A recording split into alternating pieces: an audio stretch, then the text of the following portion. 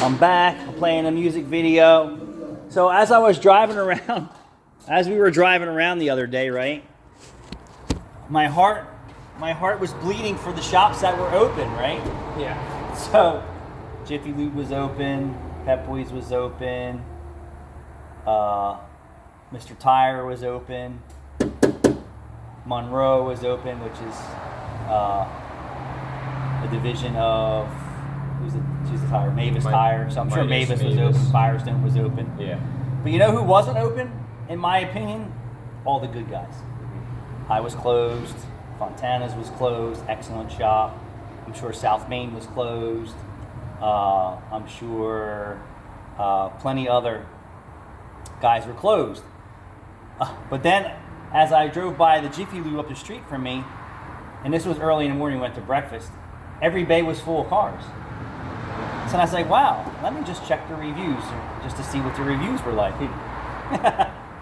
The reviews does not warrant the traffic that was in their bays. Follow me? So the reviews were not so good, and then the bays had work in there. So I was like, and then someone said on the channel, well, why don't I have my shop staffed up and I'm not, why are you working in your shop? Like, why am I here? Well, I still enjoy doing this, that's for one. I don't enjoy the bullshit that goes along with what I do here. And that's the truth. And that's why I have Rachel answering the phones and dealing with the customers, because that part of the business that I actually used to enjoy, I can't stand anymore. I just want to enjoy this part of what I do here, even though it is frustrating, with the parts problem. Don't fall over my radiator. And your personality won't let you be away from the shop. You have to be here. I still like it. Plus, I'm giving you my skills, and Rachel's learning, and when I'm dead, you guys will still be doing this. But I would say, if you check the South Main reviews, and he's the primary mechanic in the shop. He has his wife running the counter, and then he has another guy who's like Wilson from the Tool Time. You see him every once in a while. Home improvement. Home improvement. Tires. We replaced all 4 tires. You put the spare where the spare's supposed to go, and you Hold put on. That's another video. Save that, because I want to do another video. No, I'm not. I'm done with your video. No, you don't have to be in it. I just want to do another video on how we took a $2,000 car and reconditioned it into a good car. So save that for later. Okay, but I need to get going. We'll get in the car and go for a road test and feel how nice the car feels now. And then whatever else you want to service, we're going to service. So me working with Rachel for about 8 years now, she is me in a female form. No, I'm not. No, I'm not. Yes, you are. No, I'm not. She gets more time off. She gets more time off. That's the difference. She gets more time off, and I get more gray hair. That's but true. Rachel is learning from me shoulder to shoulder every day, and she's not learning from a cookie cardboard cutout store like Mavis corporate store or Jiffy Lube corporate store. You don't see the owners of those places in there, but I would tell you the reviews probably reflect that. Wouldn't you agree? Most of the time. Yeah. I would, and you guys could disagree. So I'm here, even though we have some reviews on there that are on ours that aren't really, really good, but they're good. They're not good for a reason, because people were assholes. Well, you get money for them though, so it's okay. Get money for them. So our bad reviews are usually because we can't deliver what that customer expectations are at the time of when they were here, or they just had a bad experience. I mean, it's going to happen. Are you checking on Google?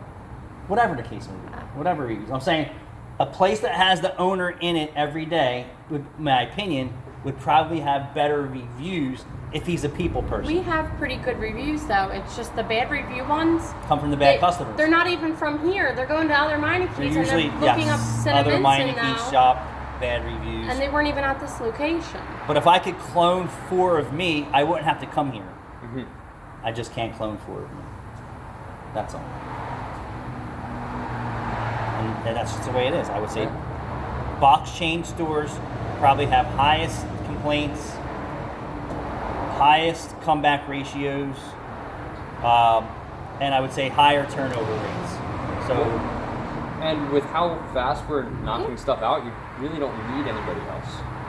I mean, if we were super, super busy, then yeah, one more person would be nice, but we get through stuff fast enough. It doesn't warrant my point was, I felt for the guys who still had to work on Labor Day, right? Mm-hmm. Monroe and Cherry Hill was dead. Mr. Tire had cars everywhere. And I would probably tell you that is either they had a lost leader sale going on, or half of their staff, or if not most of their staff, called out. And then on top of all the good shops being closed, customers were forced to go to places necessarily that they don't want to go to, but they had to go to. And then when I seen Jiffy Lube was packed in the morning, and I said, wow, I gotta just check the reviews and see how dreamy the customers are saying their experience were. Well, it wasn't so dreamy. And I can tell you, if they had 20 customers in there on Labor Day, 10 of them probably. they're probably going to have 10 or more bad reviews. And I assure you, the owner was not in the bays. But I'm here because I still enjoy this part of what I do. I don't enjoy the counter experience no longer. It's been a long time, and it's because my patience have worn thin with people, and that's the truth. Like, I have patience for you, and I have patience for Rachel for the most part. I don't have patience for some of the retail customers who want to try and get over on you, or try and screw you over, or try and take advantage of you, and act like they own the place, and I Talk work their for way into them, a and discount. that part of what we do is I'm past that, and that's what Rachel gets to deal with nowadays. And then I get to deal with this and the guys. But yeah, so my heart goes out to the guys that had to work.